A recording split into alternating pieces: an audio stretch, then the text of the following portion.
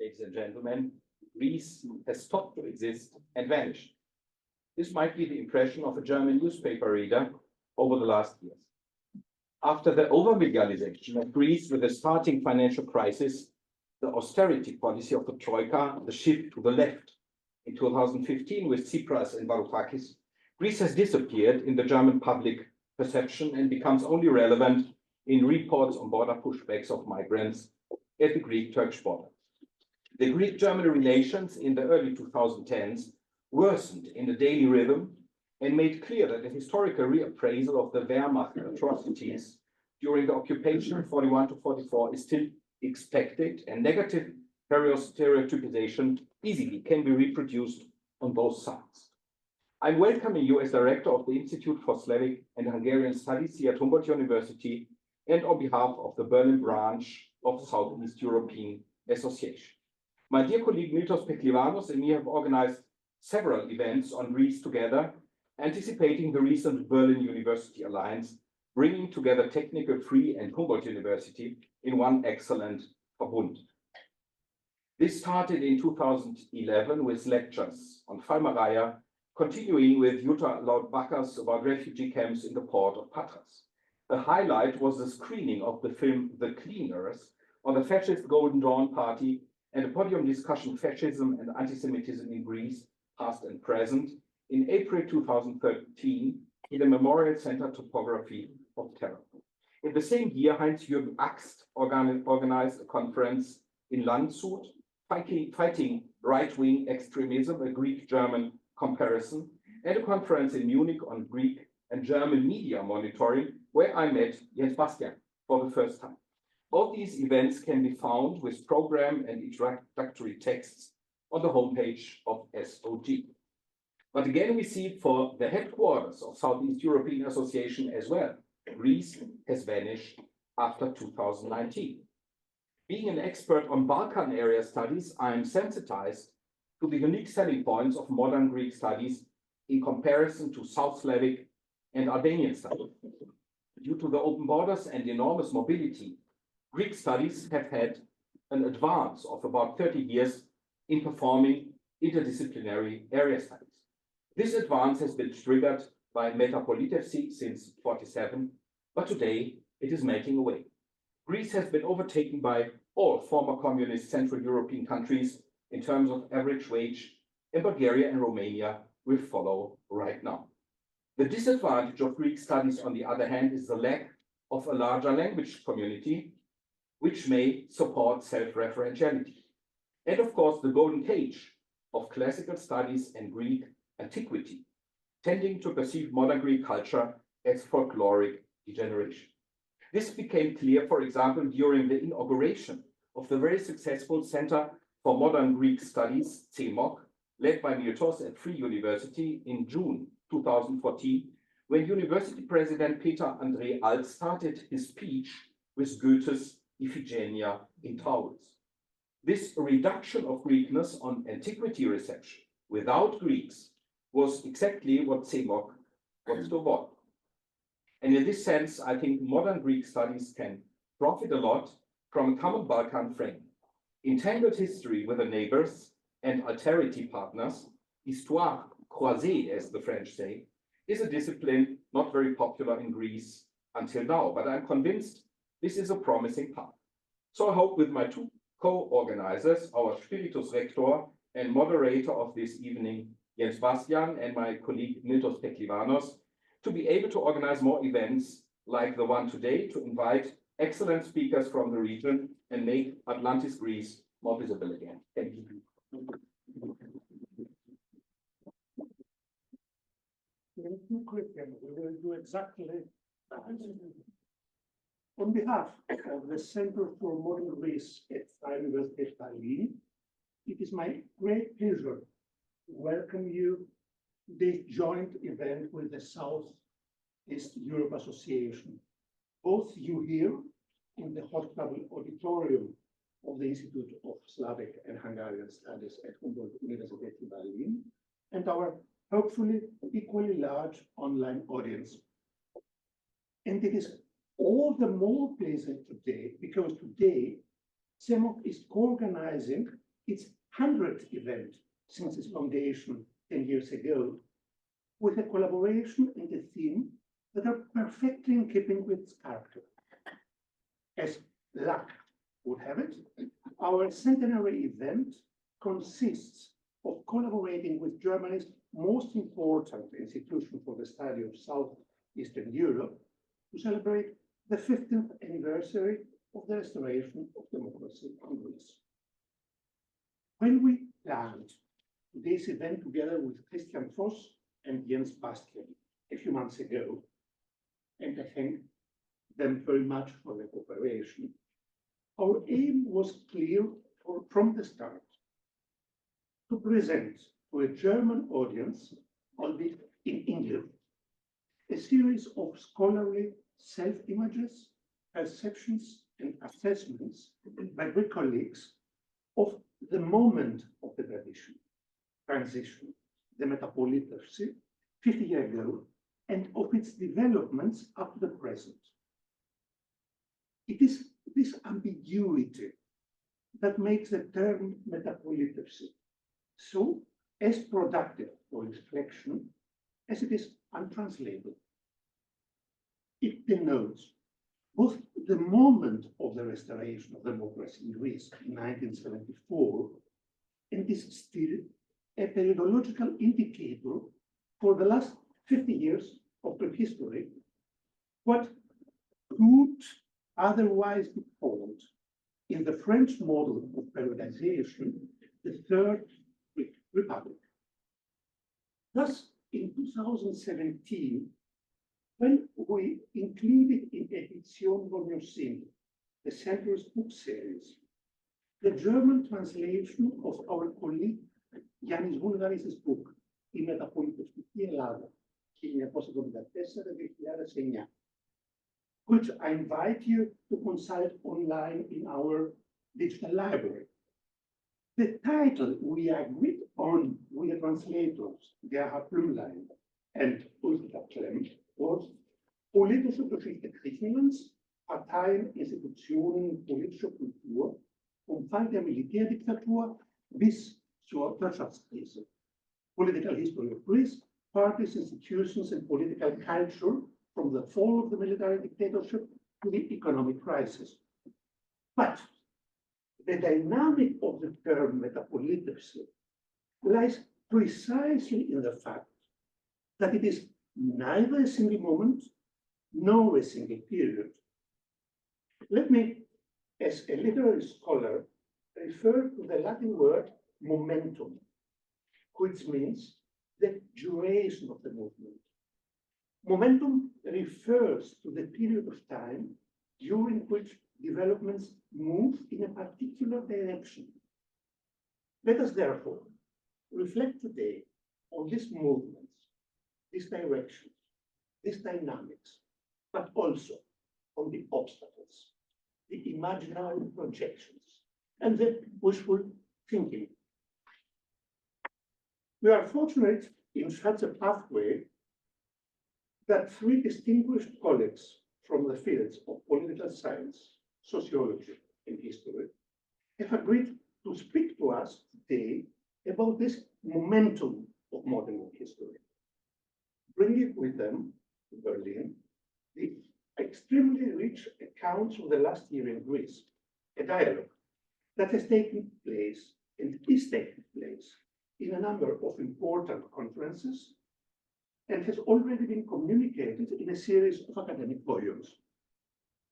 I can only warmly thank Kalliotis Panou, Nikos Demertzis, and Antonis Liakos for accepting our invitation. And since the presentation is the work of Jens Bastian, I generally give the floor to him. Thank you very much.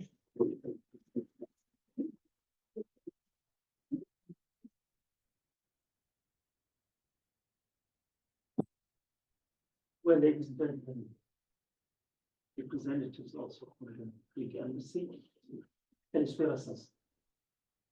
Guten Abend allerseits and good evening. And thank you for coming for this event to the Humboldt University, and in particular, thank you to our host, Christian Voss, and our co-organizer, Miltos. This is about a dialogue that you mentioned.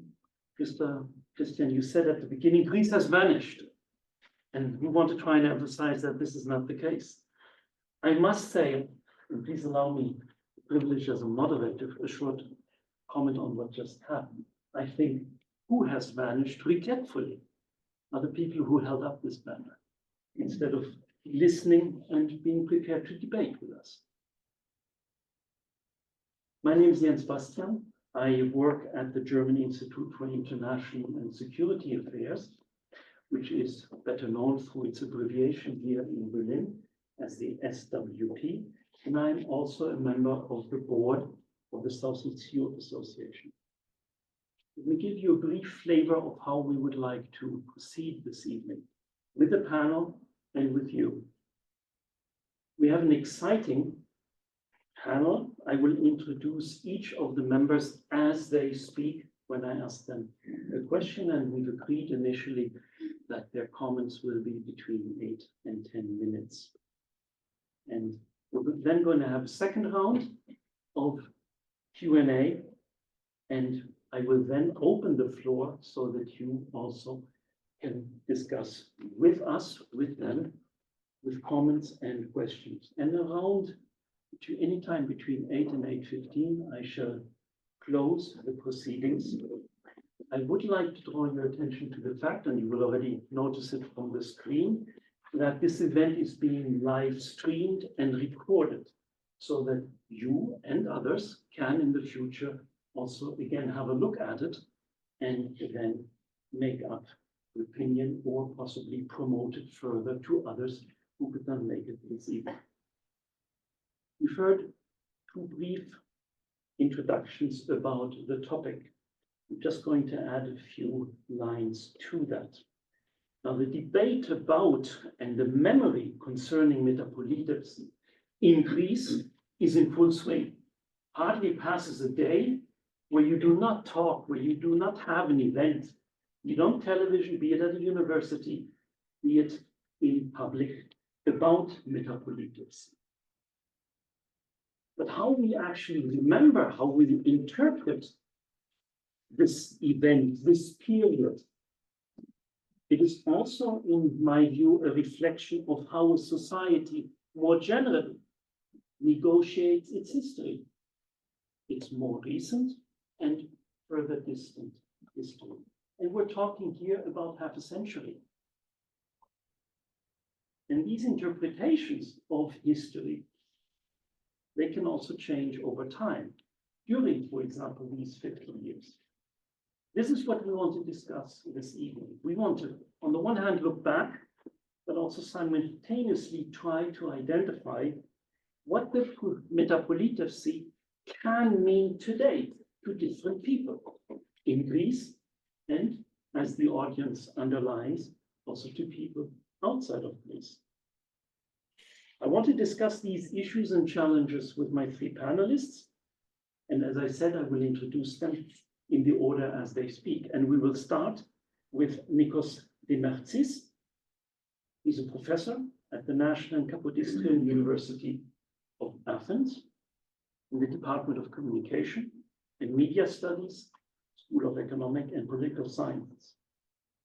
He has worked, written, researched extensively on issues like values and emotionality in Greek political culture. And I dare say, having lived in Greece for over 20 years, yes, Greek political culture is emotional, very much so, alive and kicking, as we also just noticed. So I want to start and ask Nikos, and Miltos, you already alluded to it in your brief introduction. I'd like to ask you about the linguistic understanding, the conceptual definition of Metapolítευση. What do we mean when we use the term? 50 years is a long time. There are different periods, possibly, of Metapolítευση that we use. So sometimes we can say it's an event, sometimes it's a period. Tell us more, Nikos, please. No, thank you. Thank you very much. Before starting commenting on your comment, let me just Just thank you very much for the invitation. It's a very good opportunity to have to discuss this issue. Actually, it's my third participation in a similar event. Okay. By the end of the month, I will be invited in Salonika to give another speech on that. I mean, Μεταπολίτευση as the anniversary of the 200 years of independence and as the 100 years of the minor catastrophe, as we used to say, to call it. I mean, these are events of major importance in terms of national memory, which are inevitably debated, and there will never be the final word on that. Never. These things are open-ended issues. But as soon as Μεταπολίτευση is concerned, as a term, I think that it is, yes, I agree with what Mika said before.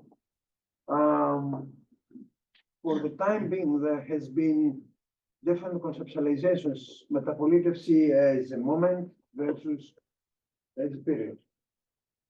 Early or late Μεταπολίτευση. Is it a restoration or a transition to democracy? Is it a perpetual process of democratization? Is it a curve? Is it a spiral? Is it a total historical event? All these linguistic designations have been used over the last how many? I mean, 5 years, and of course, very recently that we are discussing about that. To speak about restoration versus transition is not accidental. There are people in Greece who argue that it's wrong to see Μεταπολίτευση as a restoration of democracy. Why? Because democracy had already abolished by the dictatorship, and before that, democracy was not. In Greece, we didn't have a full-fledged democracy, so it was the so-called hectic democracy or the guarded democracy due to the post-Civil War state of affairs. So there are people saying that what actually happened, it was a transition to democracy. But of course, there are objections to that. That was an objection that democracy doesn't exist in Greece anymore. Anyway, for the sake of the argument, let me tell you that Μεταπολίτευση is not a word that was used for the first time in 1974. It was first used by Sütsos, a poet, a satirical poet, as early as 1831, and then by a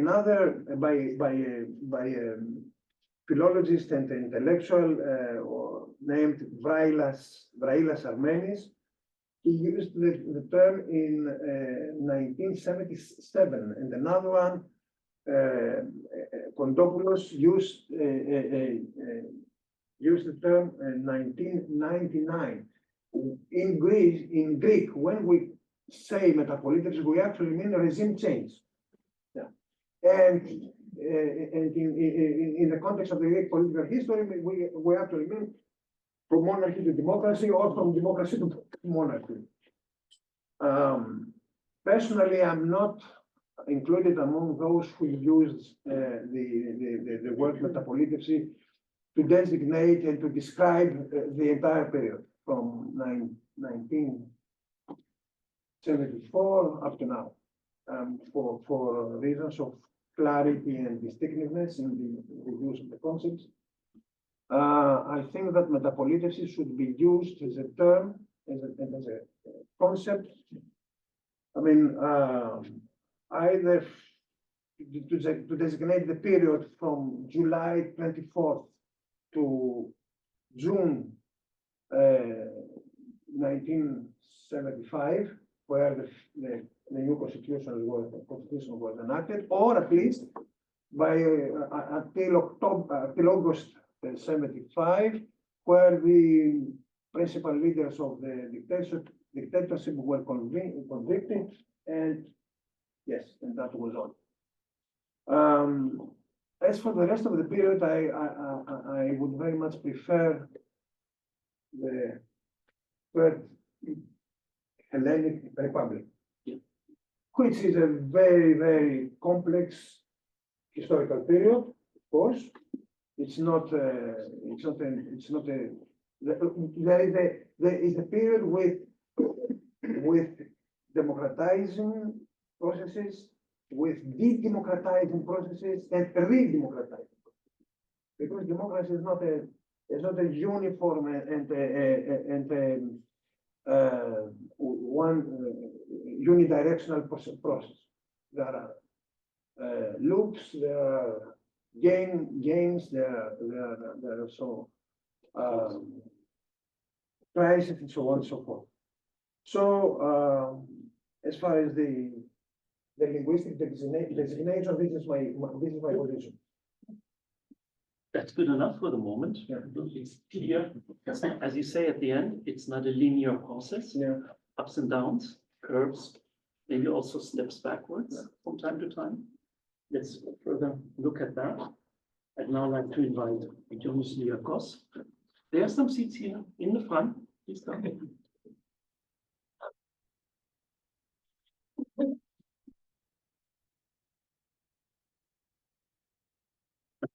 Professor Antonius Liakos is Professor Emeritus of Contemporary History at the University of Athens. I may say that, what's so funny?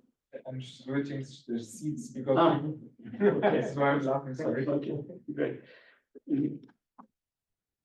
So, Professor Emeritus, when we talk about the Metapolítευση, he has also a very personal experience to it, one which he probably cannot share with anybody else here in the room. He actually also was imprisoned by the Junta in 1969 while a student of history at the University of Southern. And if I recorded correctly, for 4 years he were in prison until 73. His subject area is very much concentrated on history of modern Greece and Italy, social history, historical culture. He has written extensively for those from the German audience in the journal called Lettres Internationales, articles by a colleague of Mr. Schulz, Kemp, has translated his Greek contributions to aspects of Metapolítευση into this journal. Very much worth reading. I can only recommend it. The topic as much as the translation or the original text. Now, Professor Liakos, you've placed the Metapolítευση, and Nikos has already also alluded to it, into a larger historical context. One can say, yes, it is the restoration, as you said, of democracy in Greece after a 7-year break. But it can also be widened further. It can be identified as a much larger transition after a period of limited democracy, which actually then goes back until the end of the Civil War in Greece, at the end of the Second World War. So Metapolítευση is not an event, it's a period, it stretches backward as much as forward. And from one of the texts that I've looked at, there is an intense debate that you share that we may know when it started, but we debate intensively when did it actually end. You have argued that it ended in 1985. Why then? And what happened afterwards? Yeah, thank you. Thank you very much for inviting me in this event on the 50 years of Μεταπολίτευση. I would like to, I have lived this moment, and I was soldier that in the boat going to Cyprus. And then at this evening of Metapolítευση, because it was an evening of Metapolítευση, it was my, the boat was directed to Lesbos. And we have saved our lives. Okay, but I'd like to talk as a historian. My experience will be published in a letter international translated by colleague Dietrich Klemm. So, I think that it is difficult to call all of this period of 50 years with the name of Μεταπολίτευση. This is, I think, excessive. The term Third Republic is correct, but it is somehow only constitutional or political defined. My proposal is that Μεταπολίτευση somehow is a period of 10 years of big reforms. Reforms in politics, in education, in removing the restrictive laws of the post-Civil War period, on the family rights, women rights, and on all this kind of reorganization of the Greek society as to enter to a new era. Of course, I am critical on some aspects of Μεταπολίτευση, mainly because we have not created this kind of stable, serious, strong institutions. We have created institutions of transition, and I think that colleague Calliope should talk about that more specifically. But this is a kind of criticism, if you like, we have to address to these years of the first years of Μεταπολίτευση. And of course, there is the question of restoration or transition to democracy. I believe that it is a transition to democracy, but it was during these years and during the first years of Metapolítευση a kind of blood affair between the two concepts. To return back to the 67 or the previous period of restricted democracy or restricted parliamentary, or to proceed to a kind of enlarged democracy and democracy institutions participated to the democracy of participation. But this period of 50 years, it was marked and it was shaped also with other forces, social, international, political, and even technological. And I would like to talk about 5 of these topics, of these issues. But keep them short. That's very short, yes. Just name them. The first was the adaptation to the European Union in the economy and in the institutions, with success and unsuccess. The second is the big demographic change. Greece became from an agrarian society to mainly an urban society, and also started the decline of a population. Greece is the 6th country in the world with a more aged population. Third, the decline of the productive economy and the rise of services, tourism, and real estate. Fourth, we have lost the train of technological transformation. The new technology of information, computerization, entered in Greece, but not as a production of the new technology, but only as a consummation of this. And finally, we should mention the two big waves of immigration. The first wave after 1989 from Balkans and the ex-communist countries, and the second wave after the 2000, with the people coming mainly from Asia and Africa. We should say that now 10% of the Greek population is constituted by immigrants of this period. So these five issues, these five topics, these five forces shaped somehow the result of the Greek society during these years, which was immersed in the crisis of 2010, and after that, a new constellation of political and social forces are in play. But I stop here. And we will talk about that in the second round. Thank you very much for this precise and also concise 5 topics. And I promise that we will address them again. Let me turn to our third panelist, Eliop Spanou. She's a professor of administrative science, also like the other 2 colleagues at the National Kapodistrian University of Athens.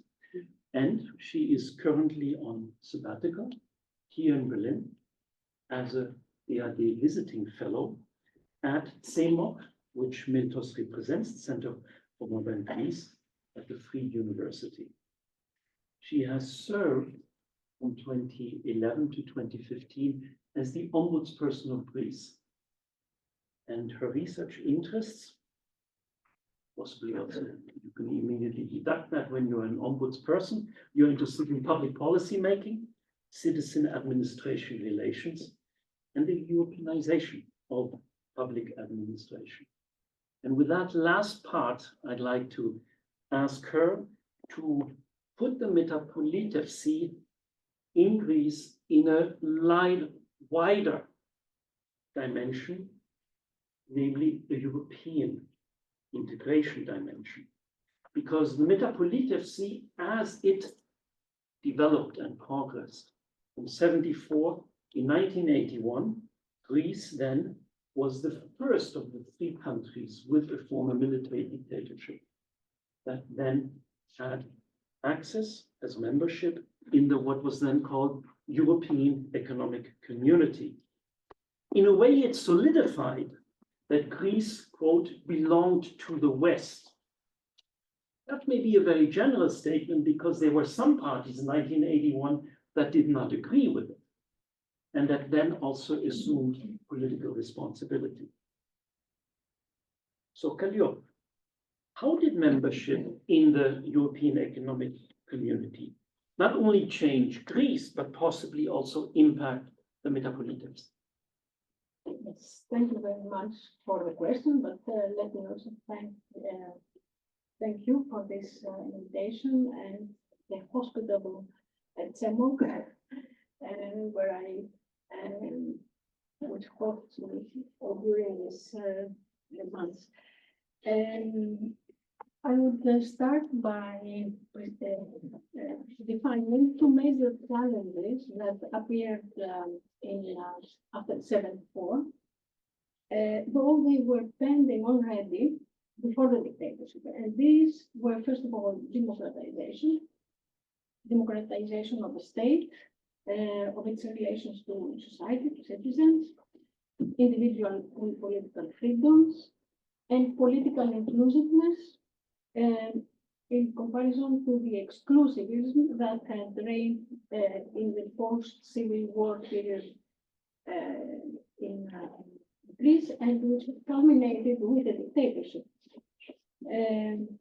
For those who are not familiar with political inclusivity meant that those who did not have the appropriate political beliefs could not really enjoy a full citizenship in terms also of access to public institutions, and to many other self-evident today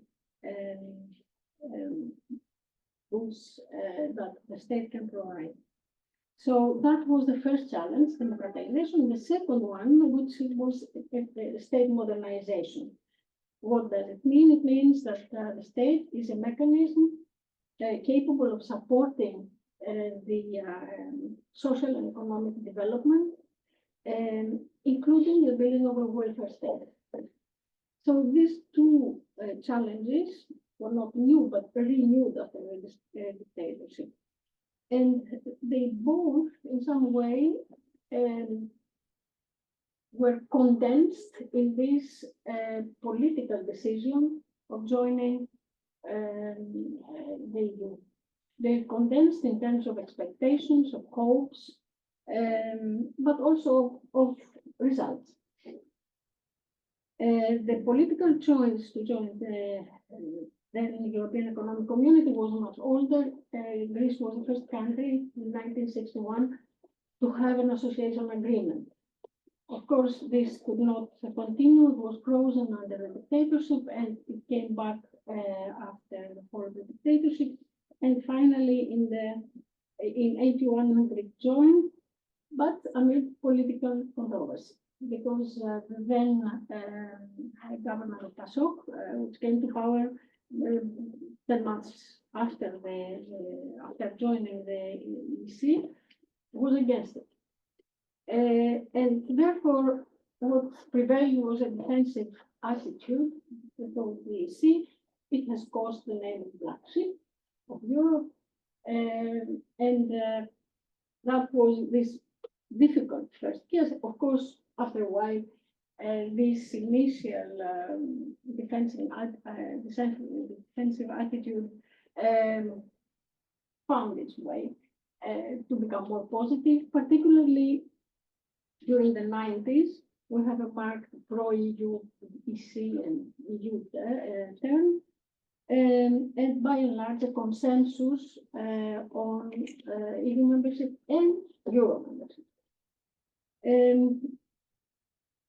And since then, Greece played very well, very positively into the European context, supporting political union, supporting the constitution, which did not have a chance at the end, but still, it was the first country to ratify it.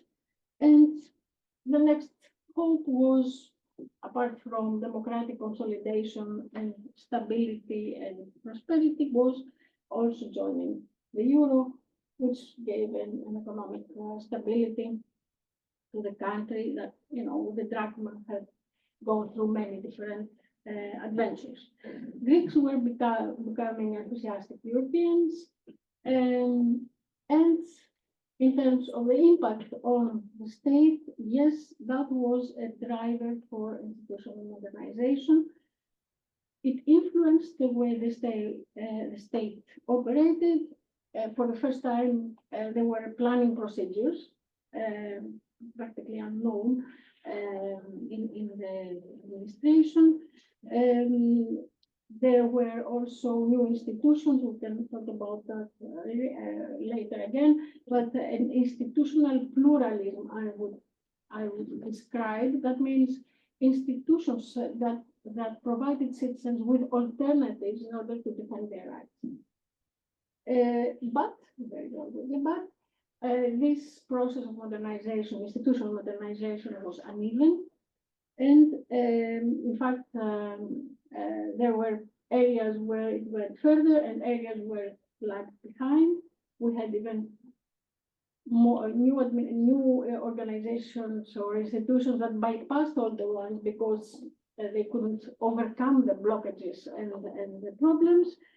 And at the end of the day, there was not enough performance modernizations in the sense of providing what was one aspect of modernization, that means a capable state, capable in terms of promoting economic and social welfare. All of that can be seen as an expression of a top-down process. The EU membership was generally a top-down process, elite-driven. In many ways, the larger population and part of the political class had not realized fully what it meant and what was to be done in order to take advantage of the opportunities, and that came. That is responsible for a limited adjustment, uneven and limited adjustment. Fine. Calliope, thank you very much. We can extend what you just mentioned, the limited adjustment. I would like to ask any of the panelists, we've now heard from all three of you. Would you like to briefly comment on something that one of your co-panelists has said that you would like to add to on any subject area that you deem important? Nico. Yeah. Very briefly, Antonis, you would, of course, I think you would, of course, agree that that Μεταπολίτευση, what I mean by Μεταπολίτευση, the transition, it was not just a specific episode of the Greek history, but it is embedded into the wider process of the so-called third wave of democratization. And then we were still in the Cold War environment, international environment, and in that sense, the democratic tradition in Greece was a sort of, let's call it, Cold War modernization. That is to say, the alternative paradigm example vis-a-vis Soviet Union and so on.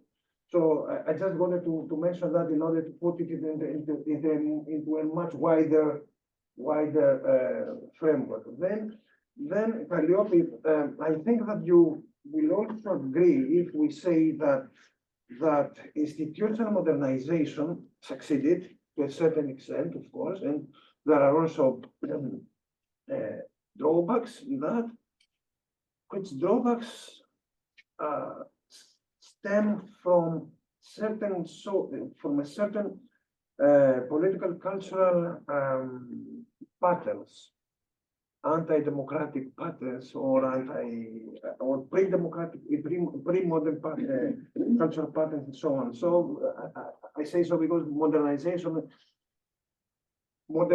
should be seen both in the technological, at the institutional, and at the cultural level. And these three different levels and pillars of a society in Greece and in any other country whatsoever, because sometimes when we speak about Greece, speaking about its distinctiveness of something, it is as if there is a prototype, there is a model, a model of modernity which Greece has to comply with. I mean, this is a myth. This is a total myth. There are multiple modernities, multiple modalities through which a country enters modernity. So what we're supposed to do is to make intelligible comparisons. Calliope, Antonis, would you like to please? Yes, so Μεταπολίτευση and the Cold War. This is the question. If you ask the artificial intelligence about the code of Μεταπολίτευσης, I did that. Okay. Yes. One of the reasons for Μεταπολίτευση is that it was conforming to the example of the Cold War against the totalitarian regimes of the Eastern Europe.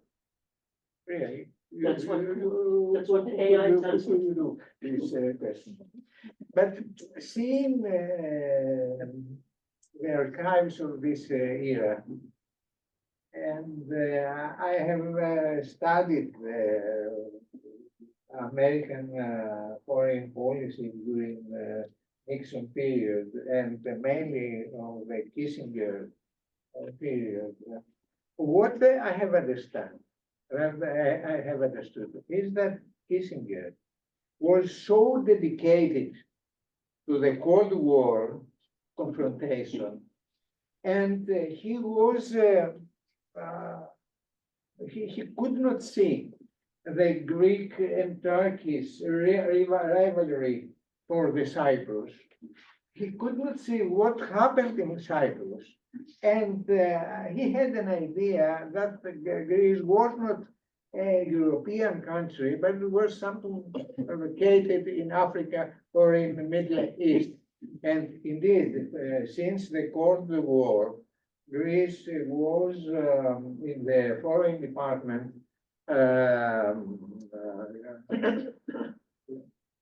belonged to a group of the Belt Zone, that is to a service having to do with Turkey, Iran, and Greece against the Soviet, to contend the Soviet, the Soviet invasion to, yes, to Mediterranean. So from this point of view is twofold. It's a complicated the answer to the problem. The people, the main actors of the Turkish invasion, and they failed to prevent the Turkish invasion. I don't say that there were Americans who have dictated the Turkish invasion to the Turkish government, but they failed to prevent this invasion, and somehow their mind was dedicated how Makarios and the Greek government not to become a red government, a red island in Mediterranean, and Cuba in Mediterranean, and they failed, completely failed, because of the lens of the Civil War, to understand the new realities and not only the realities in the international relations, but also the realities of the social and economic development of Greece during this time. Because at the end, the passage of Greece to the new era of Metapolítευση, it was also a consequence, and of course with it was a mutual consequence, with the passage of Greece from an agrarian society to a new urban and somehow developed society. But this is the coming of modernity that was at the end, the deep end of this passage to Metapolítευση and the consequences, events and phenomena. Interesting that you say just failed to prevent, for reasons of kind of, let me rephrase it, tunnel vision, of being constrained in a certain perspective and understanding, as you said. If you see what he said during this time, it was completely blind to other things outside the Cold War confrontation. You wanted to ask something? Yes, I have just one point, I think at the same time replies to what Constance said. If one Speak up maybe a little bit. That's my permanent problem. If we don't see Μεταπολίτευση as a very restricted period of a month or a year, let's say until the constitution is passed, then we have the third republic.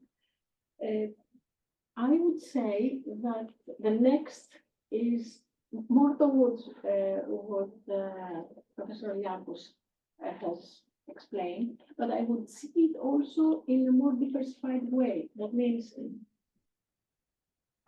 the dynamics of Μεταπολίτευση appear differently depending on which level or which field you choose to focus on. For example, 75, the new constitution. The question of the kingdom, etc., finished. But in terms of social, rather not social, of political inclusiveness, we have to wait until the early 80s, with PASOK. In terms of democratization and again of a smooth government alternation, again we have to wait until 81. I remember, and it's part of history now, that the feeling that anything might happen was very strong until the early 80s, after the PASOK came to power. You were not sure that you could read the newspaper of your choice. You had to hide it.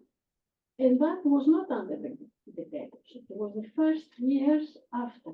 So, for example, and the other examples may have to do with what happens at the level of the institutions. I think that from, let's say, the early mid-90s, there is a new period that starts within the Third Republic, which has to do with this institutional modernization, which was not as strong before. So, in my view, the moment we get out of the more restrictive understanding of Μεταπολίτευση, we may have different levels and different end dates, let's say.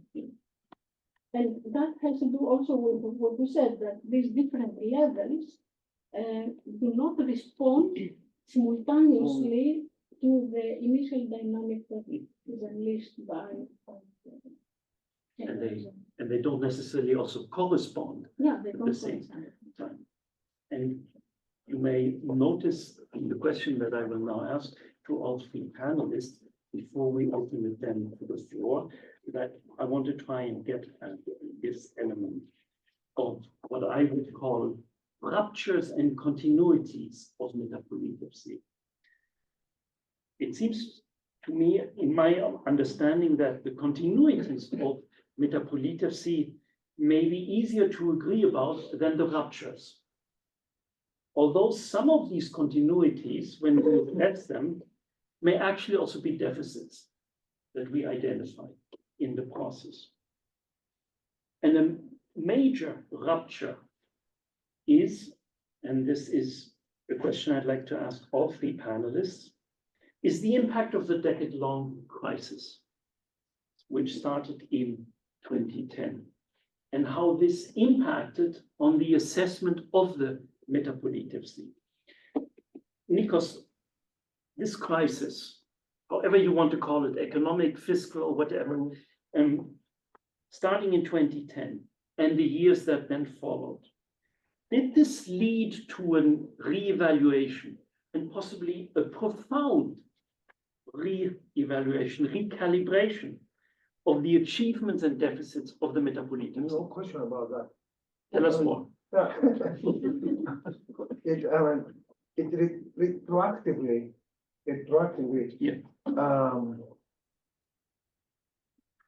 gave new meaning to what already happened.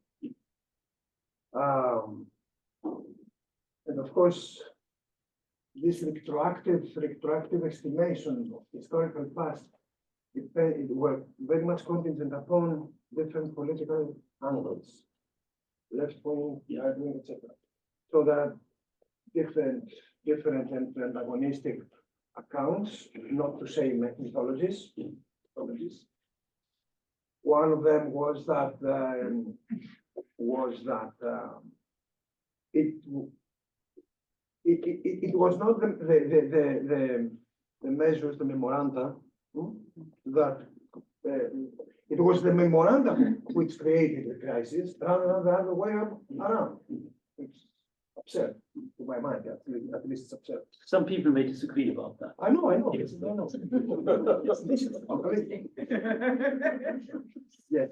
This is But that's the another magic issue. thing with Yes. social sciences Yeah. and being part of the polity. Yeah. So, for democratic polity, I mean. Then, to my mind, what happened during the crisis, which actually was not only a sovereign debt crisis, but also a political crisis and cultural crisis, and legitimation crisis, administrative crisis. When all the seeds of the crisis were already there in the interplay of those continuities and discontinuities for instance, corruption, for instance, what we call crony capitalism, clientelism, political clientelism, restricted linking and bridging social capital. It's not accidental, for instance, that in Greece we do have a very much developed bonding social capital. That is to say, we trust our relatives and our friends, but not the wider society. And this is not accidental, and it is not accidental that it is upon this cultural trait, which of course it's not the only reason, but this cultural trait has contributed to the small scale economic entrepreneurship in Greece. I mean, Fukuyama has written much about the role of trust in economic development, so on. So, yeah, it is not accidental that after mid-80s, we observe consistently a decline of political trust and decline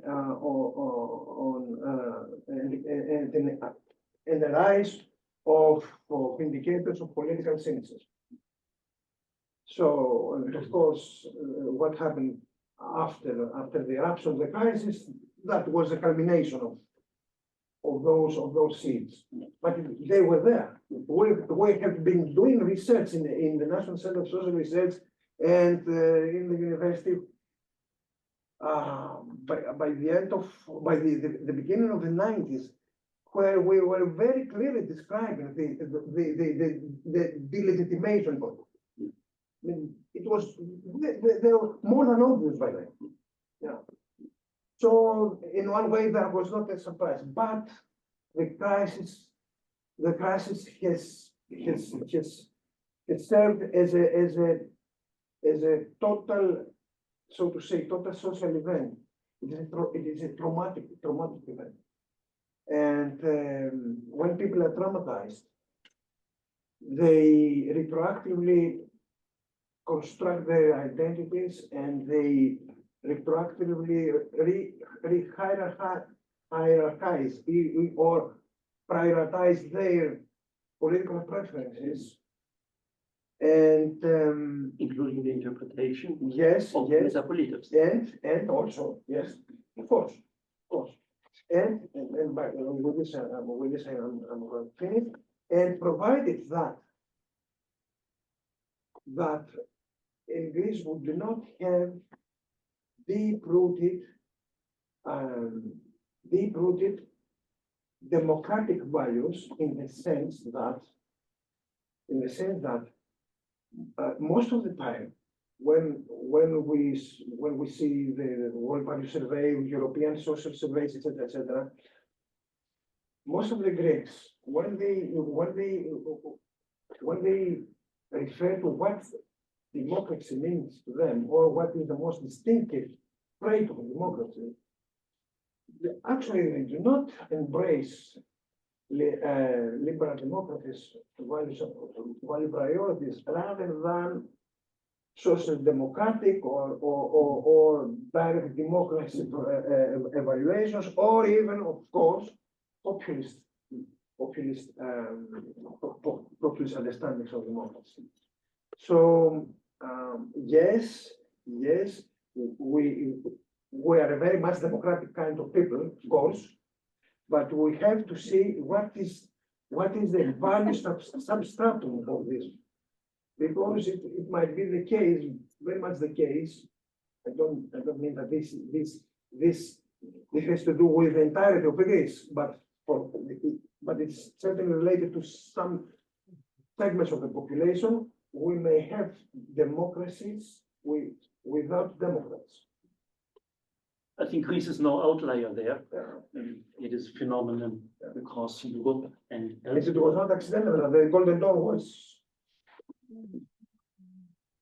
Antonius. When you mentioned the 5 characteristics, I told you to keep it short, but I would come back to it. So indeed, this is the opportunity. And I don't have to repeat them that you highlighted. But what I want to try and ask you is these 5 characteristics, to put them in the context of 2010 and beyond, regarding a rethinking of our relationship with the Metapolítευση. Or to put it otherwise, was the social and political contract of the Metapolítευση fundamentally called into question in 2010?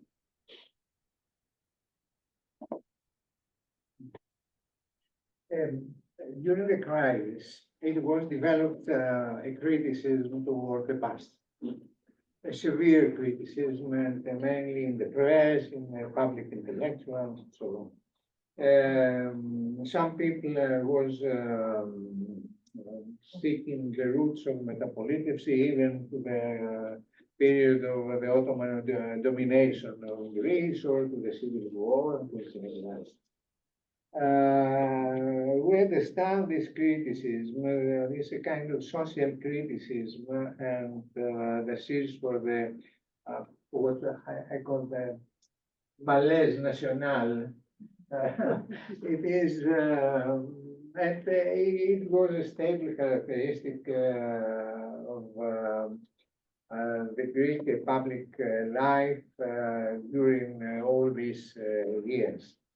Because before the dictatorship, it was the monarchy, there were the Americans, there were the foreigners who were responsible for the bad situation of Greek economy and society. But after Metapolítευση, there was something complicated on the roots inside the Greek society. But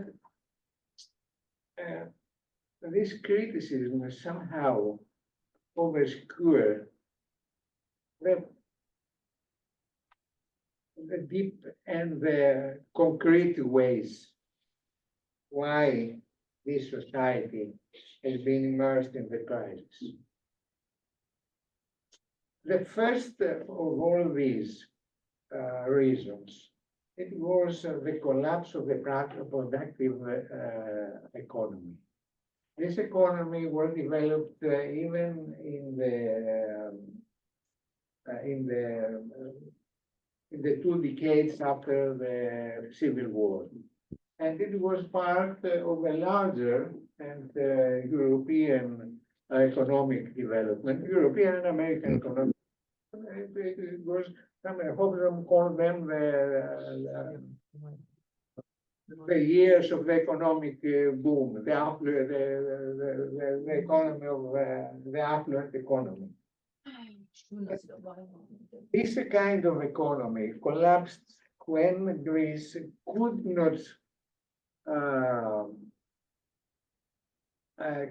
not sustain the development during the era of international competence. And even the European Union has financialized the betterment of this economic and social infrastructures. So to make an economy that could sustain the new era, this was not a complete fail. Because during the 90s, the Greek economy, indeed, it was developed. but it was developed in which structures, in which sectors? In the services, in the tourism, in the construction. After the end of the construction, after the end of the Olympic years, and with the first crisis in tourism, after the crisis of the 2008, the first European and American crisis, the problem of Greece became evident. And from this point of view, Greece entered a crisis and entered a crisis in a new international system, because it's a part is the part of the Greek economy. The other factor is what is the system in which the Greek economy could be fit. And so the crisis means the cut of 1/3 of the Greek GDP. It was a huge amount. It was similar to the cuts in the country after a war. And from this point of view, this criticism exploded in all directions, in right populism, in left populism, in intellectual populism, because it is also intellectual populism. And this criticism was also a criticism toward Metapolítευση. It was developed a kind of elitarian criticism that Metapolítευση meant excessive democracy. So the culture of Metapolítευση, it was at stake from many intellectuals and many newspapers in Greece. After the end of the crisis, and during these years of commemoration of Μεταπολίτευση, the public spirit changed. So we praise Metapolítευση now, but we praise Metapolítευση without criticism. Okay. So My final question will address yes, that. the case is to balance and to understand more critically and more historically, I would say, this course. Thank you very much also for this terminology, but I can also figure the metaphor of old Metapolítευση. Very interesting point. If I may, Just a very short, 20 seconds, go ahead. because you refer to the rupture of the social contract. Yeah. For 30 years, the Greek economy offered the promise of upper social mobility. Yeah. That stopped Let's stop. for the new generation. Yes. And this is a traumatic situation and condition for the new people, for the young people of Greece. And it has not stopped. Yeah, of course. Kalliope, turning to you, and in the context as Nikos and Antonius have already tried to link, but link doesn't mean that there is causality between crisis and Metapolítευση. Don't misunderstand me there. Metapolítευση is also about, and you've written extensively regarding citizen-state relations, public administration. It's about trust in institutions. But the crisis also eroded trust in institutions. It also eroded trust in the achievements of Metapolítευση. Well, let me play devil's advocate for a moment. Did the crisis 2010 and afterwards possibly contribute to putting on the agenda independent reforms that the Metapolítευση had failed in the past? Okay. I would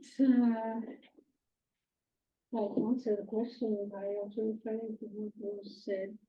And what might be the seeds of this, of what happened later? And it is sure that the major failure of Μεταπολίτευση, from my point of view, it's not a unique point of view, of course, is the incapacity to develop this trust in institutions and in institutions in the impersonal way, not our friends. It is trust has never been very high. Huh? The past showed, in fact, very weak democracy, weak institution, therefore low trust. But as Nikos has said, we were talking about lowering trusts, levels of trust already in the 90s. And so that was something that was in some way following all this time, following all the achievements that were at the same time made, but it was there. And I consider it as a major failure. It's rather, I understand, an abstract way of describing a failure. People would like to know, oh, what didn't happen exactly. But it's not that. It's a general way of doing things. It's a pattern of political operation that undermines institutions. And therefore, despite the creation of new institutions and the institutional pluralism and you know, if you look at the Das ist institution, nicht hart genug. is very different from the past, but still there is there are these issues that show that there is a deficit, delegitimation process. Why? Policies changed quickly, very fast. There was no continuity. There was a lot today, and so tomorrow it would change. Then there was instrumentalization of institutions, even of the new institutions that were created, independent authorities, for short-term political ends. So all of that did not allow institutions to perform in a proper way that would then produce this higher level of trust. And of course, when the crisis hit, every crisis is a dark time, and people reconsider, reevaluate, and in some way revisit the past. And of course, that was happened. It revealed vulnerabilities that were building up during this time. But it also, yes, the crisis was in some way, was repeated many times at that time, that crisis as opportunity. Yes, it is also an opportunity. But under what conditions? And the conditions were not such as to produce the opportunities needed by Greece. Of course, a lot of things changed, a lot of laws or a lot of new things happened, but all of this came in conditions of a drastic fiscal consolidation. 1/3 of the GDP was gone. I don't know, with these numbers, we may not realize what it means for the everyday life, but it means a lot.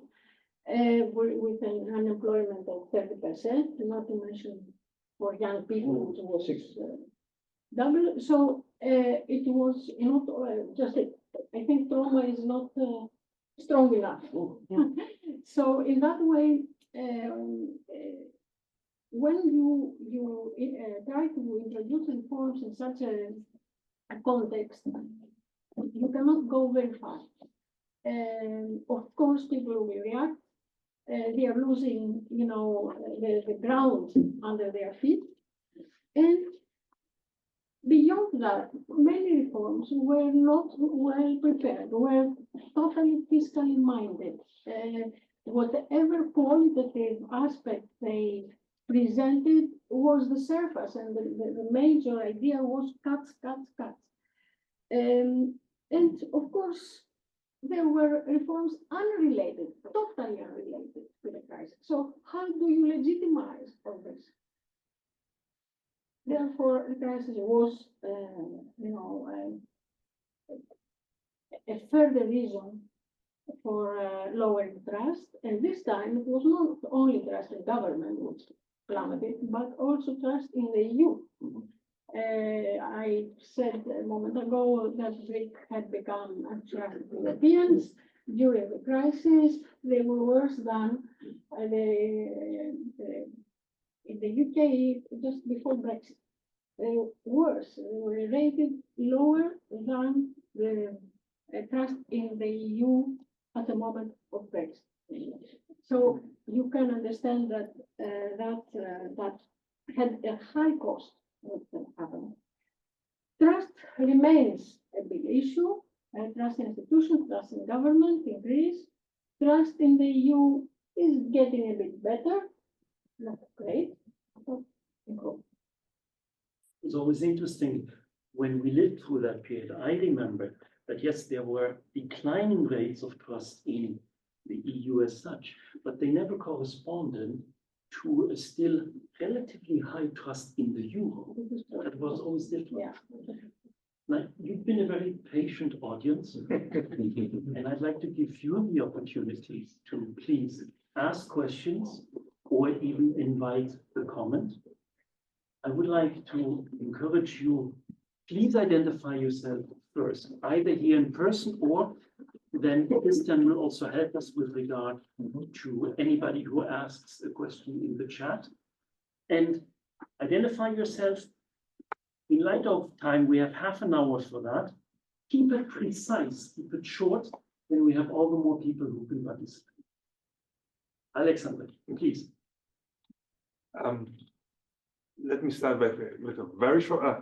My name is Alexander Kritikos. I'm at the German Institute for Economic Research, but I'm also having a Greek background, so it allows me to look at it from the Greek side as well.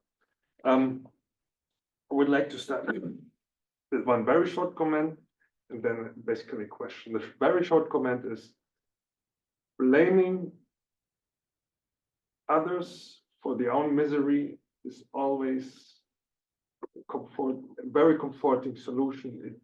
It spares you, it saves you to critically debate to why you got into the crisis. And I disagree to 70% to what you said,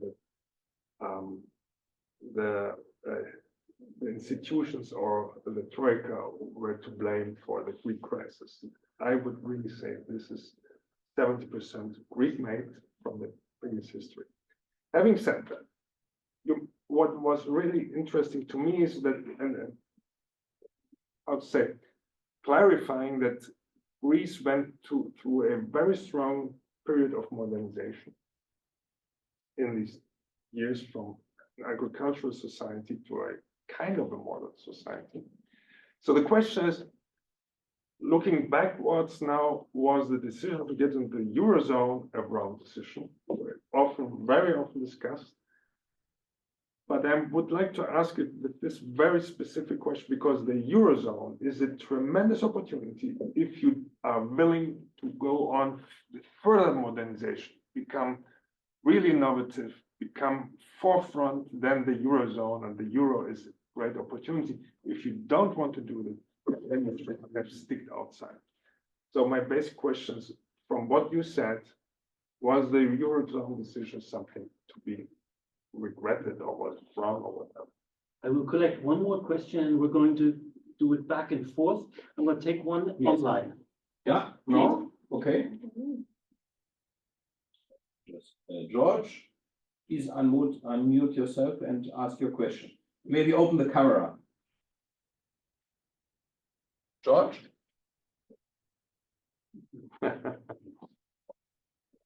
George, can you hear us? Cyprus calling? Okay, let's give George a timeout. Yes. And Christian, do you have a second question online? No. Not right now? Yes, Maria, please. Okay, thank you. Just, I very much appreciated the whole methodological approach you had, beginning by the word and everything. I love that. And everything. And thank you very much for the last comments also, because from your side, because it's really explaining why this loss of faith is so vivid. And what I missed though is kind of a evaluation. How do you see the Metapolítευση now? Do you think that it was, because we heard so many things, why can't we be more critical in such after certain after all those years? The same, was it Greece left fascism behind it? Really incredible thing to do. But how much democracy, how the whole thing evolved after that? What do we do wrong? Because we don't have really democracy all those years. And I think the crisis is, of course, a very important thing, but I think that it is a consequence of what went wrong years before. 70-30? Yeah, perhaps. Let's take a shot at both issues. On the one hand, Alexandre, Eurozone issues and also evaluation. Nikos, you were directly addressed. Why don't you go first and then Calliope and Andreas?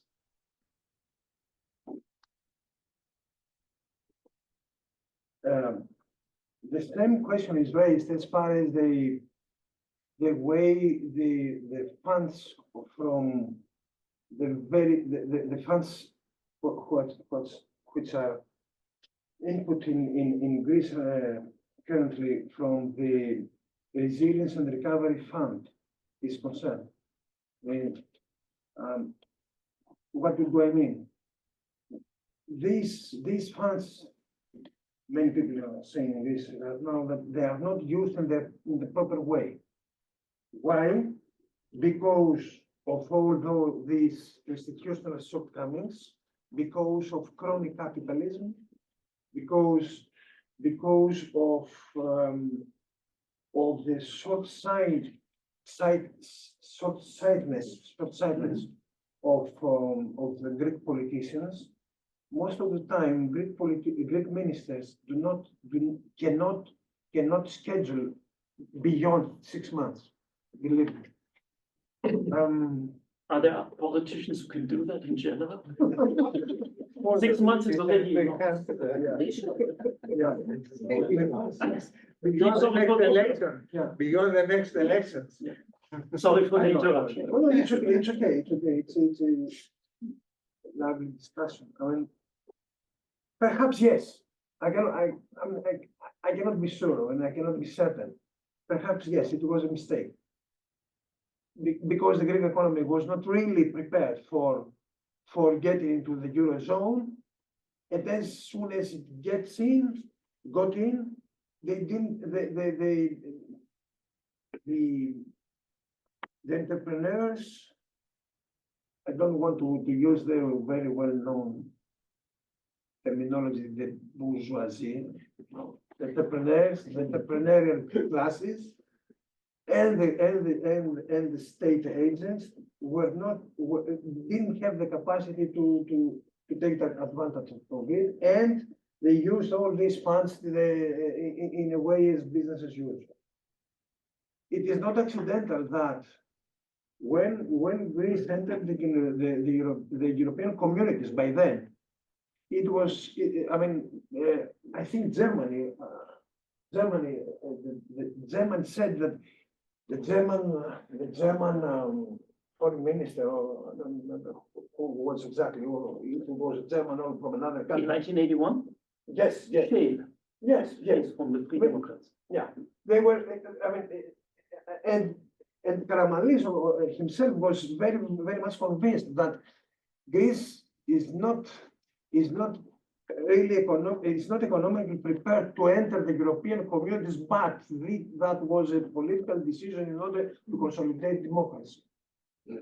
I remember when I was in Sweden, beginning of the 80s, a professor of economics was telling me, what are you going to do in the European community? You will become the servants you will become a touristic economy or something like that.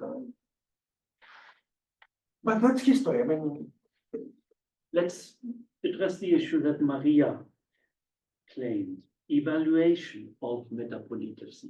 Kalliope, would you like to have a go at it? I know it's a tall order. Let's try it.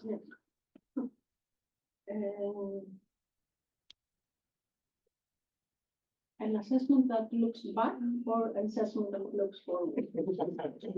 Forward. Forward.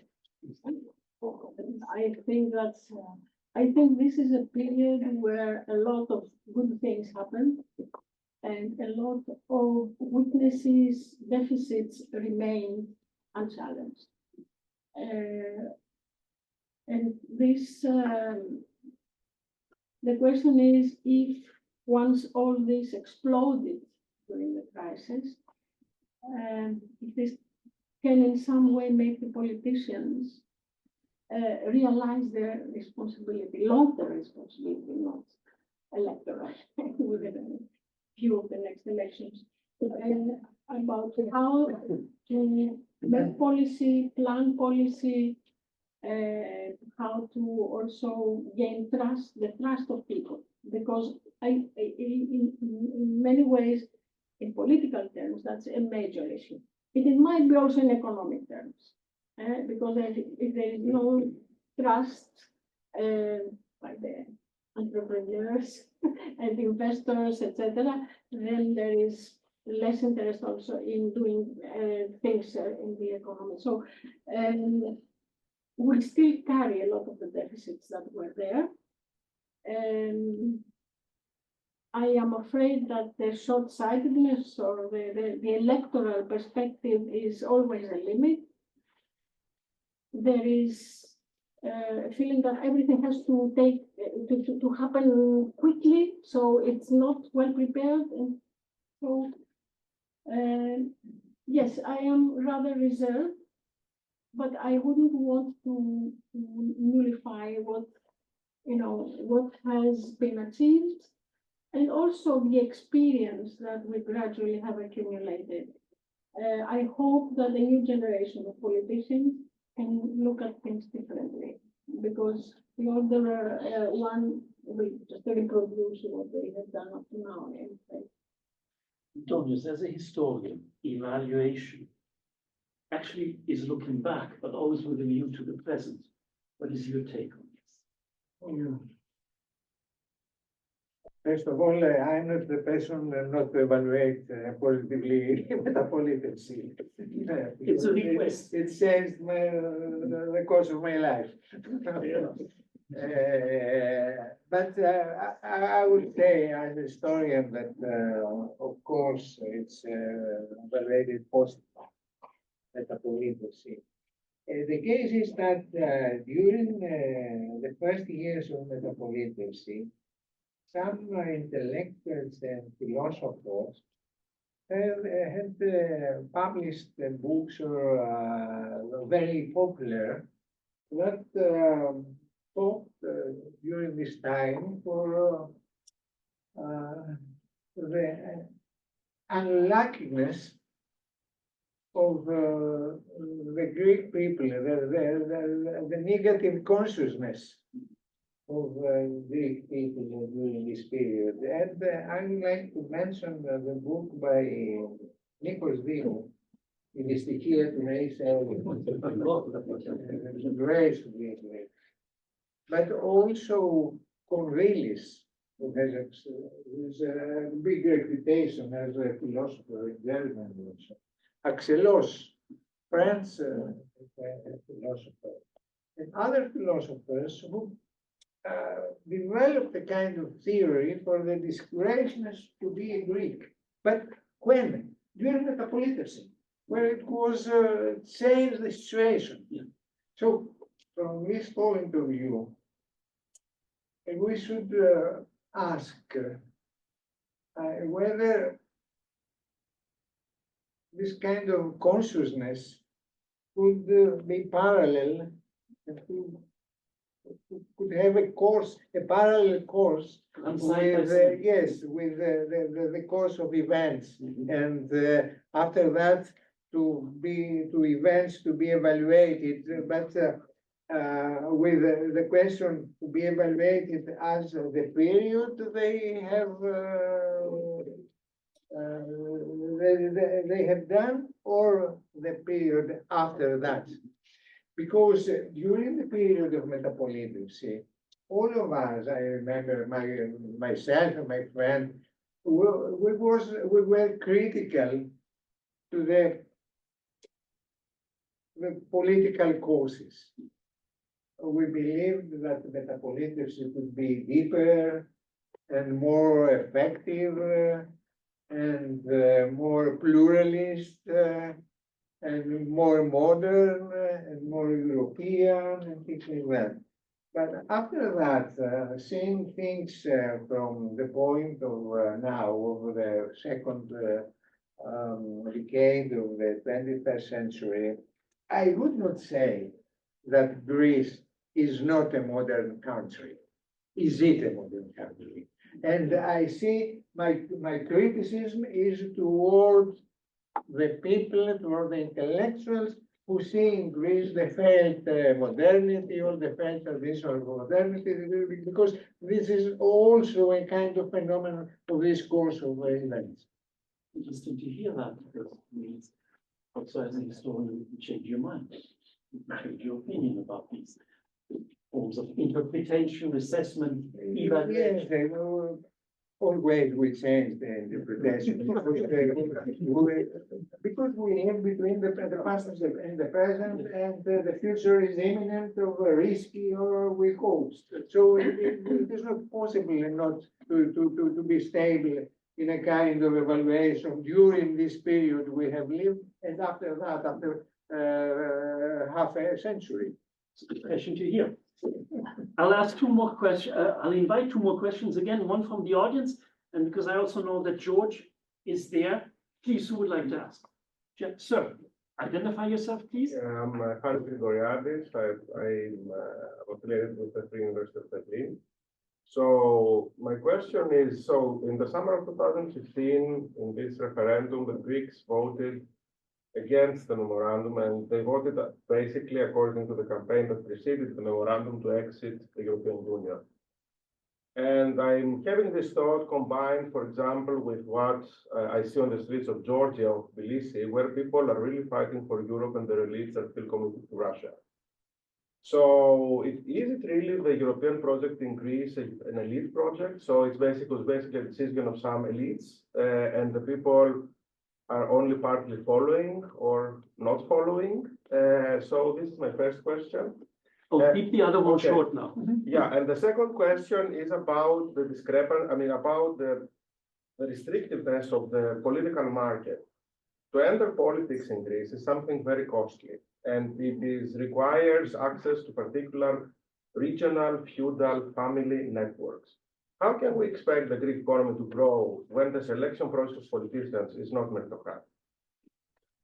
I'm going to change my own mind and also allow you to ask your question. Please identify yourself and keep it brief. My name is Vasilis Plaitis. I'm a master's student at the EFO and EFO University at the program Global History. I really thank you very much for the comments. It's a very fascinating discussion. I also really liked the idea that Metapolítευση is not something to be criticized, because I feel that in the conversation that Metapolítευση has been, it has always been in a sense of Greece didn't achieve what the other Western countries achieved, and there was a huge difference between the two. So I liked your question. This question, yes, sorry. What I'd like to question is, again, related to that, is that I'm especially with Mr. Yakos' first comment about the 5 sectors of Metapolítευση. I do feel that some of them were preceding Metapolítευση, so the European integration and the economic policy. So is it correct to give these, to sort of give the responsibility of these failures? We can discuss that, I guess, we were going to discuss, to Metapolítευση alone, or is it something longer? Is it something, yeah. Christian, will you please read the question from Yes, George? so there is a comment by George Stavrinou, Deputy Head of Mission of the Republic of Cyprus in Germany, and he wants to add to what Professor Yakos said on the Turkish invasion in Cyprus. Let's not forget that one of the main reasons Junta has fallen apart was its backing to disastrous coup of 15th July 74 against the democratically elected president of Cyprus, Makarios, ushered in the Turkish invasion in Cyprus. So he preferred me to read this, it was more a comment, but we have an internet, we have a question here by Estachios. Please open your camera and ask your question. Yes, can you hear me? Yes, we can. Yes. First of all, I would like to thank all speakers and those who organized this event for these valuable presentations. And now I totally agree with all speakers that in order to understand and examine in depth Μεταπολίτευση, we should pay attention not only at the institutional changes, but also at the level of structural changes and ideological changes. And I think it would be a great omission not to say a few things about the place and the role of religion during this period, not only because the church has a great impact in society and culture, but also it has a great political influence. If you could say a few things about the place of religion during the Μεταπολίτευση. Thank you very much. Thank you. We've got now 3 very different subject areas molded into questions and comments. I'm going to leave it up to you to pick and choose what you want to talk about, and I'll start with Calliope. Yes, I would, that was direct to me, so I should avoid it.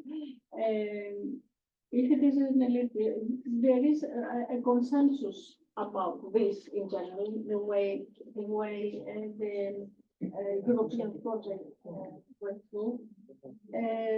I remind that for EC accession, there were, political conflicts, etc. Then about the euro, again, there was the ironic or expressions, all the Maastricht criteria and this and that. I think that it was also the responsibility of the political class to explain maybe or to promote policies that show what needed to be done, what it really meant, because every situation has opportunities and has also risks, has constraints, etc. The constraints were not particularly stressed. During particularly after joining the euro, we had high rates of growth, making a great to have the euro instead of the drachma, which was devaluated every few years. Of course, it was great, so people were happy with it. But what happened, and that was not necessarily the fault of the people, but it's also lack of policy. How do you use these opportunities, and how do you prepare for the constraints? We discovered a huge deficit, current account deficit. Of course, we would like to buy everything, but it's up to the government to see what's happening with the current account benefits, deficit. So, in many ways, people were happy to have what they could have, for the opportunities they had, but the constraints were not necessarily clear. And I think that that is a political responsibility. Now, what happened later with the crisis, they realized that there are constraints, that it's not only a nice world. And there, the lack of trust, but it was not just the recognition or the discovery of the constraints. I think that vis-a-vis the EU, it was also the way the EU institutions and the EU countries, Germany included, treated Greece on that occasion. And that created a feeling that if you don't want us, we don't want you, which is, childish, we would say. But in some way, that was the reaction. Now, and in 2015, I am not sure if you have understood the implications of all the. Nobody had. I mean, completely the opposite. It was no, we don't want to go out. But of course. So political responsibility. Antonius, would you like to also pick and choose? Maybe on the Cyprus issue, I'm not trying to force you in any way. You've written about it. No, yes, of course, on the Cyprus issue, of course, it was Junta that has directed the coup against Makarios. But we should not forget that between the Greek and the Turkish community, since the years of EOKA, and then since the 60s, it was a big tension that was leading to the interference of the foreign powers, including Turkey. And in 63, 64, with the events in Kofinu and in other places of Cyprus, it was Turkey that it was an imminent Turkish invasion to Cyprus. So it was the blame has to do not in ethical terms, not in ethical and moral terms, but in historical terms, with the kind of relationship that Greek and Turkish nationalism created in Cyprus. And the junta, of course, opened the door to the invasion of the Turkish troops. That's for Cyprus. But on the other hand, the United States was completely blind towards the internal situation of Cyprus and also to the implication of Cyprus, Greece, and Turkey toward Europe, toward Soviet Union, and toward the responsibility they had to their population. That's for Cyprus. Regarding the participation of Greece in the Eurozone, look, the project of the European Union in Greece, the participation to the European Union, it was a reform from up to down. Top down. Up down. So it was also the decision to participate to the Eurozone. Because in Greece, if things they are not going to the up down, they somehow stagnate. I give you an example. Because of the Olympic Games in Greece in 2004, the metro line, all the public works in Greece has been ended just before the Games. In Thessaloniki, the metro line has a delay of 20 years. Because from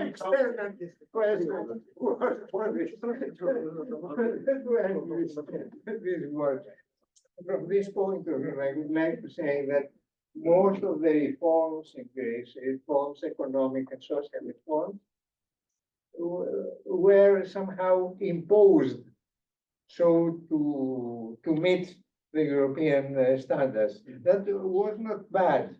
The case is, and I don't think that it is only politicals who showed their political interest, because in all the countries, political, that's a democracy, that's a game of democracy. But it is something different there. That it is the pressure of society, we had in previous years in Greece, public debate on how strong is the civil society.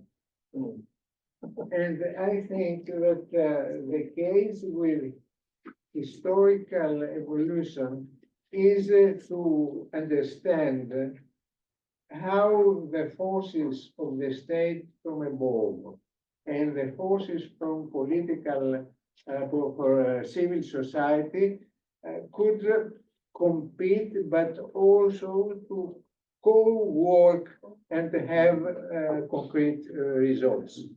That's my approach to this. I want to ask Nico. On religion.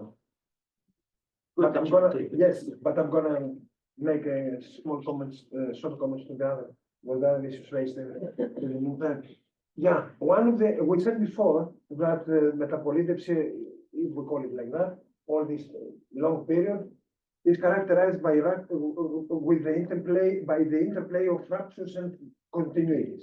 One of the continuities is the perpetual interdependence of church and the state.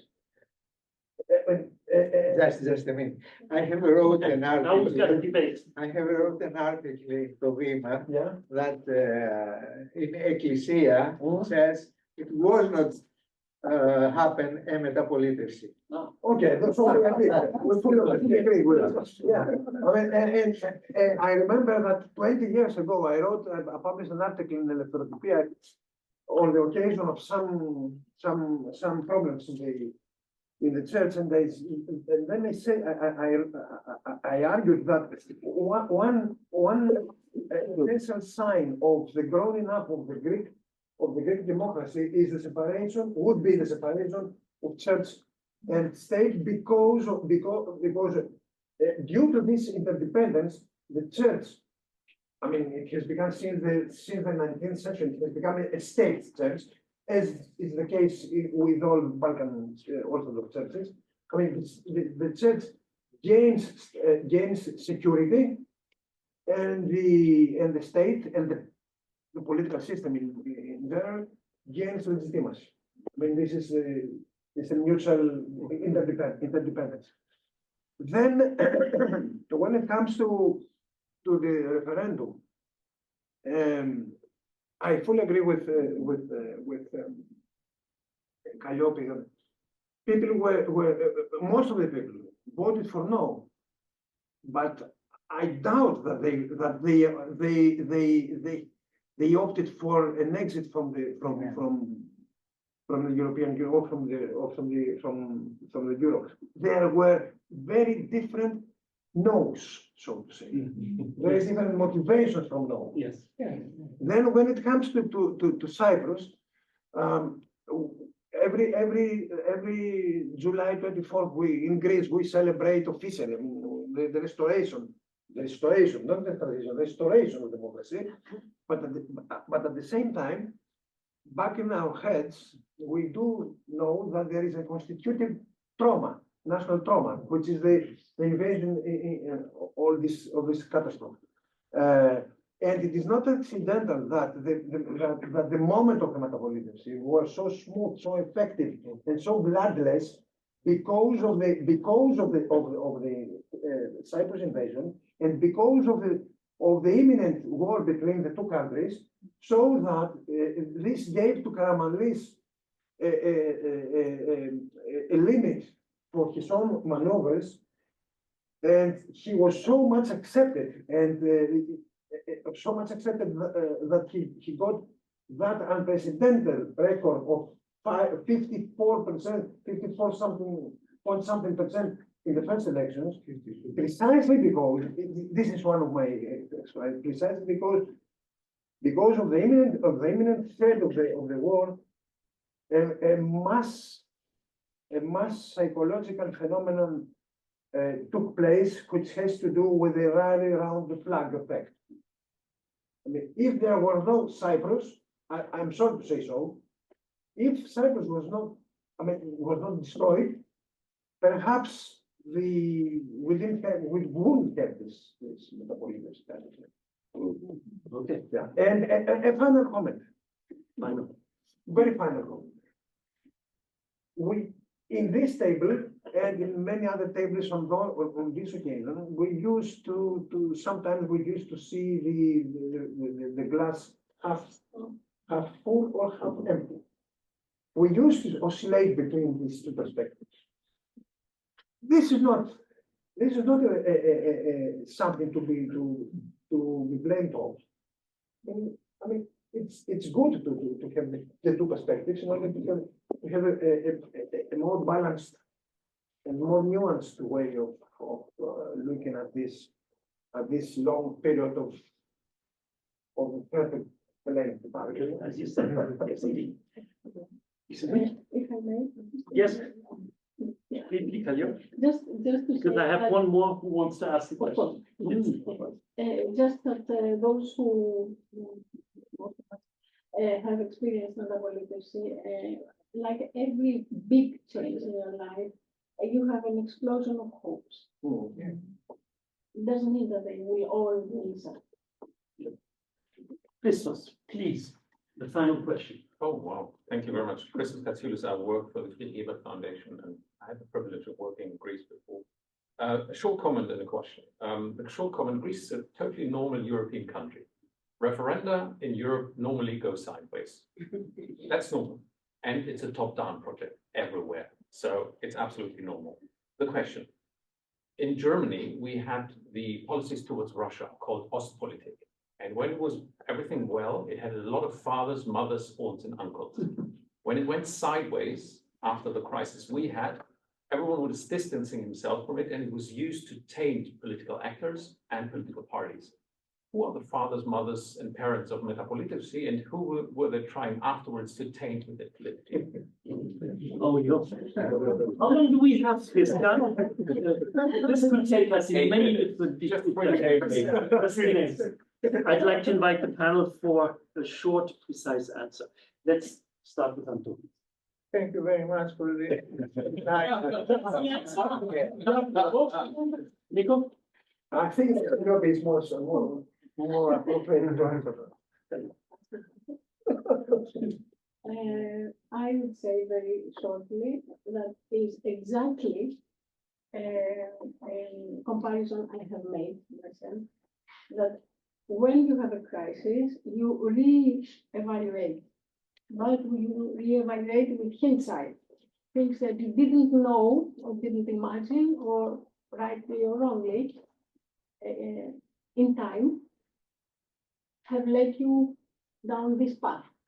And then you discover that this path was not the right one. It's with hindsight. You look back. If we knew what the future brings, we would make much better decisions, but we don't. What does the historian say? Do not trust intellectuals.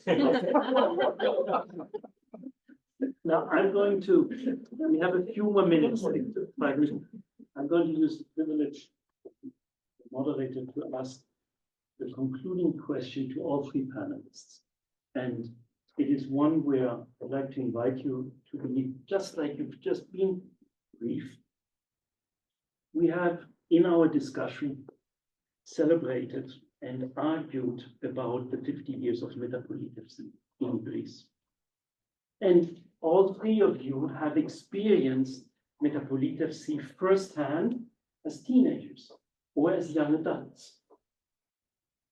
How do you talk today about the Metapolitevsi in Greece to a 20-year-old? How do you connect to that historical period teenagers today in Greece and also beyond Greece? Why should they today be interested in the Metapolitevsi? Please, Nikos, go first. When Hermes came that night, Yeah. I was 15 years old. Yeah. And together with a friend of mine, without really understanding what's going on, Yeah. but feeling that something new is coming, Yeah. something new, we felt compelled to go to Singru Avenue together with thousands of people waiting for Karamanlis and shouting, έρχεται. He's coming, democracy is coming. So this is something that I've been describing to my own son. And yeah, And you connect with him on that? I hope so. Anton, Yeah, of course, I think that it is a great legacy of democracy. And the great legacy of democracy and self-rule and the hopes of the people, the elections, the rules of democracy. So I always talk to my students or the young people for this period in a way that is a paradigmatic period, although the problems, of course, that there are the usual historical problems. I would say a big moment of the Greek history. very good. Closing view, Talia? Yes, having experienced the Μεταπολίτευση like Nikos, I think there was an explosion of politicization because that's what we couldn't do before. Even if we didn't know a lot at this age, we were very willing to get involved. I don't know if currently this is the same. Can experience be transferred to a certain extent?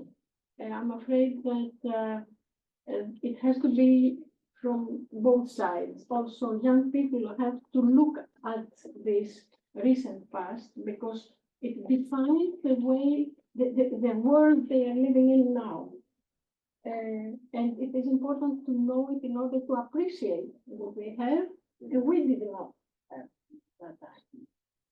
Both of you have actually made a comment about listen to your parents. Yes, that there are But if you sometimes formulate good like reasons. that, it's Yeah. not the right way. Listen with interest, with passion, possibly. Well, you have listened with interest and with patience in person or also, and I'd like to thank you also the online community for your patience and your comment and question. A special thank you goes to our three panelists, Nikos, Antonios, and Kallio. Christian, thank you for hosting us here today at the Humboldt. Miltos for contributing in a very engaging way in the past months to make this evening possible. Και στο τέλος, ευχαριστούμε για σας, ευχαριστούμε πολύ, καλό βράδυ, good evening, und auf Wiedersehen.